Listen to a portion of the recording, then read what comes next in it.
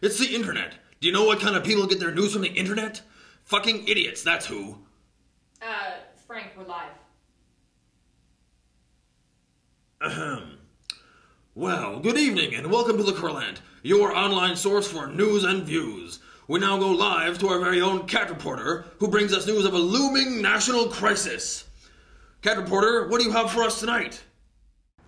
Well, Frank, there's a menace looming on the horizon of our fair city. A coalition of freedom-hating pedestrians, eco-fascist cyclists, and vile subterranean terrorists are intent on destroying our very way of life. In short, Frank, it's a war on cars. Tell me, sir, how did you get to work today? Well, I drove my car to the train station and then I... You mean you abandoned your car? You don't expect me to drive it into the city, do you? It's total gridlock. So you were forced to take the train. Why, it's not entirely... Well, there you have it, Frank. This man has literally been forced off the road. Another tragic victim of the war on cars. What exactly do you mean by war on cars? I'm glad you asked, Frank. Every 6 minutes in this city, a car is viciously assaulted, a rate that is increasing by the day. Moments ago, we witnessed one such attack, and we've got the tape here for you tonight.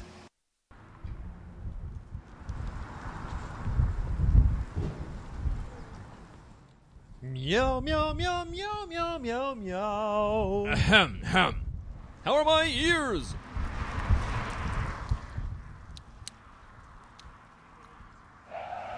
What was that?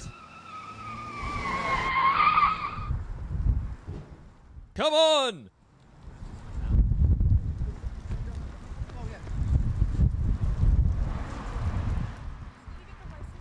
Why? So you can go attack his other cars?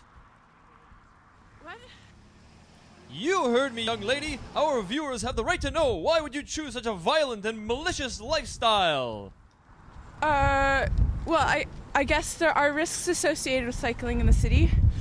But, you know, I really enjoy the active lifestyle. The exercise is good, and it's nice to know that because I'm bicycling, there's one less car on the road. One less car? One less car? One less dream realized! One more nail in the coffin of our freedom! There you have it! Fanaticism has taken root in this country! Cars everywhere are at risk! So, wait a minute. You're saying that the cyclist attacked that car? Not only did she attack that car, her attack is part of an escalating campaign against the tax-paying motorists of our fine city! Okay, cat reporter. I know that you have some ideas here about what you're calling the war on cars. But I don't think the Krellant viewers are going to swallow these outrageous claims without some kind of proof. Proof? Lydia, throw up the graphic! As you can see here, each purple dot represents an attack on an innocent motorist by a vicious cyclist. For instance, this dot here represents an attack that was carried out last week on one Mrs. Brown. She was just singing along with her favorite Michael Bublé album, enjoying a soy mocha latte, when all of a sudden, a cyclist threw himself into the passenger side door as she made a right turn, scratching the paint and denting her front fender. Not only did her insurance premium increase by $15 annually, but her suede coat was forever ruined. You see, Frank, you just can't get soy milk out of suede. But what happened to the cyclist? Well, they don't call them suicide bikers for nothing. Cat reporter, these are accidents. You can't tell me that they're planning these things. Indeed they are, Frank. My research has uncovered that underground mobile terrorist cells have been operating for quite some time now. My sources tell me that they have a vast network of strategic hit-and-run capabilities and are able to emerge anywhere in the city with only a moment's notice. In fact, Frank, mere meters from an entrance to one of their secret underground tunnels. Sir, how do you live with yourself? Excuse me? We have you emerging from your lair on camera, sir. The subway? What is that you have there?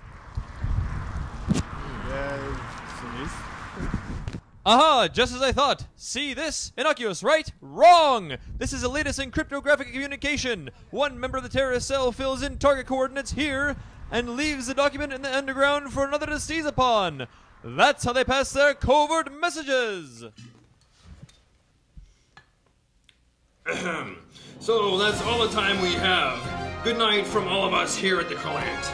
I'm Frank saying that when the news breaks, somebody's gotta fix it.